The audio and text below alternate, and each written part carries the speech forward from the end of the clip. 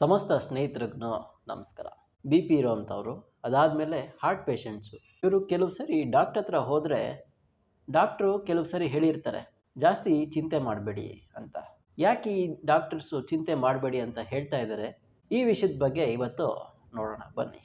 1956ರಲ್ಲಿ Russia ಅವರು ಒಂದು research ಮಾಡ್ತಾರೆ.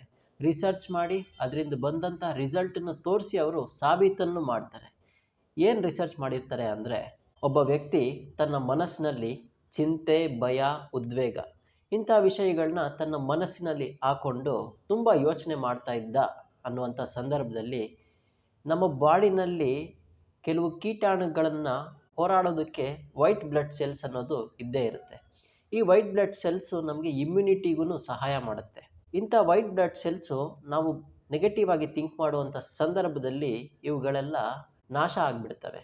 ಸುಮಾರು 1600 ವೈಟ್ ಸೆಲ್ಸು ನಮ್ಮ ಬ್ಲಡ್ ಫ್ಲೋನಲ್ಲಿ ಡೆಡ್ ಆಗೋಯ್ತಂತೆ. ಅದಾದ ನಂತರ ಉತ್ಸಾಹ, ಸಂತೋಷ, ಧೈರ್ಯ ಇಂಥ ಭಾವನೆಗಳನ್ನ ಅವನು ಫೀಲ್ ಮಾಡಿದಾಗ 1500 ಬ್ಲಡ್ ಸೆಲ್ಸು ಇಂಪ್ರೂವ್ ಆಯ್ತಂತೆ. ಆದ್ದರಿಂದಲೇ ಚಿಂತೆ, ಭಯ, ಕೋಪ ಇಂಥ ವಿಷಯಗಳನ್ನು ನಾವು ನಮ್ಮ ಮನಸ್ಸಿಗೆ ಹಚ್ಕೊಂಡು ನಮ್ಮ ಆರೋಗ್ಯಕ್ಕೆ ನಾವೇ ಕಲ್ಲು ಹಾಕ್ಕೊತಾ ಇದ್ದೀವಿ ಅಂತ ರಿಸರ್ಚ್ ಅವ್ರು ಹೇಳ್ತಾ ಇದ್ದಾರೆ.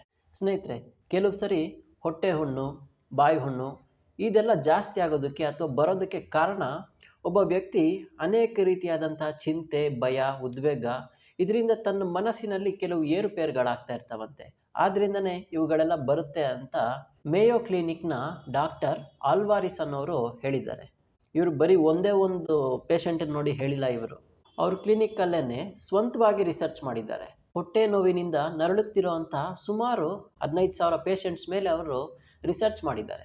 ಅವರಲ್ಲಿ ಆ ನರಳಾಟದ ಕಾರಣವನ್ನು ಅವರು ಕಂಡುಹಿಡಿದ್ರು. ಈ ಔಟ್ ಆಫ್ 15,000 ಪೀಪಲ್ಸಲ್ಲಿ ಸುಮಾರು 12,000 ಜನರಿಗೆ ಆ ಹೊಟ್ಟೆ ನೋವಿನ ಕಾರಣ ಏನಕ್ಕೆ ಬಂದಿದೆ ಅಂದರೆ, ಅದಕ್ಕೆಲ್ಲ ಕಾರಣ ಬಂದು ಅವರ ಮನಸ್ಸಿನಲ್ಲಾದಂಥ ಉದ್ವೇಗಗಳಿಂದ ಕಾರಣ ಆಗಿರುತ್ತೆ. ಆಹಾರ, ನೀರು, ವಾತಾವರಣ, ಮಾಲಿನ್ಯ, ಸಾಂಕ್ರಾಮಿಕ ರೋಗ ಇಂಥವುಗಳು ಅಲ್ಲಿ ಬಂದಿದ್ದಂಥ ಪೇಷಂಟ್ಸ್ಗಳ ಅನಾರೋಗ್ಯಕ್ಕೆ ಕಾರಣ ಆಗಿರೋದಿಲ್ಲ. ಇದಕ್ಕೆಲ್ಲ ಮೂಲ ಕಾರಣನೇ ಮನಸ್ಸಿನ ಏರುಪೇರು. ಹಂಗಂದರೆ ಚಿಂತೆ, ಭಯ, ಅದಾದಮೇಲೆ ಮದ, ಅದಾದಮೇಲೆ ನಾನೊಬ್ಬನೇ ಬೆಳಿಬೇಕು ಅನ್ನುವಂಥ ಸ್ವಾರ್ಥಪರತೆ, ಅದಾದಮೇಲೆ ನನ್ನ ಮುಂದೆ ಇವನು ಚೆನ್ನಾಗಿದ್ದಾನಲ್ಲ ಅನ್ನುವಂಥ ಒಂದು ಮತ್ಸರ, ನನ್ನ ಕೈಲೇನು ಮಾಡೋಕ್ಕಾಗ್ತಾ ಇಲ್ವೇ ಅನ್ನುವಂಥ ಒಂದು ಚಡಪಡಿಕೆ, ಇವುಗಳು ಅವರ ಮನಸ್ಸಿನ ಶಾಂತಿಗೆ ಭಗ್ನ ಆಗಿರುತ್ತೆ. ಅದರ ಕಾರಣದಿಂದ ಅವರ ದೇಹದಲ್ಲಿ ಆ ಪರಿಣಾಮ ಉಂಟಾಗಿರುತ್ತೆ.